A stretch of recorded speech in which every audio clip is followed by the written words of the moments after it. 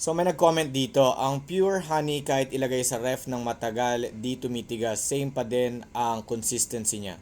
Okay, nag-comment si Palaging Puyat 16. Palaging Puyat 16, hindi ko alam kung alam mo itong i-comment mo or may nabasa ka lang or misinformed ka lang.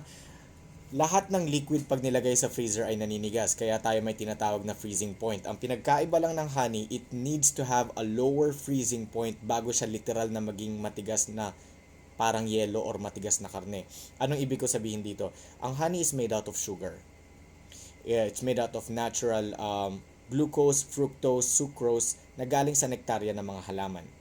Pag nilagay mo ito sa freezer, hindi siya yung literal na maninigas na parang yelo or matigas na karne. It will take a very low temperature para literal na maging solid siya. Ang mangyayari dito, kakapal siya. Magti-thicken up siya. Bote ang lalagyan namin. Kapag makakabili kayo ng honey na plastic ang lalagyan, ito po gawin ninyo. Ilagay nyo po sa freezer para mas ma-explain ko po na maigi. Ilagay nyo po sa freezer, 12 hours, 24 hours, 36 hours, and then pisilin nyo siya. Lalabas siya. Solid po siya. No? Matandaan nyo yung TikTok challenge, yung honey challenge sa TikTok. Yung pinapatigas nila yung honey nila, nilalagay nila sa plastic container or parang mineral bottle tapos pinapatigas sa lalabas. Ganon ang mangyayari po. Pero kung mas mababa pa ang temperature, mas yun saka titigas ng parang yelo. Because it is made out of sugar. Na-clarify ko po ba yan? And then etong sabi din niya, same pa din ang consistency niya. No. Mag-iiba ang consistency niya. Yung hangin dito sa loob, nakikita niyo po ba sa video?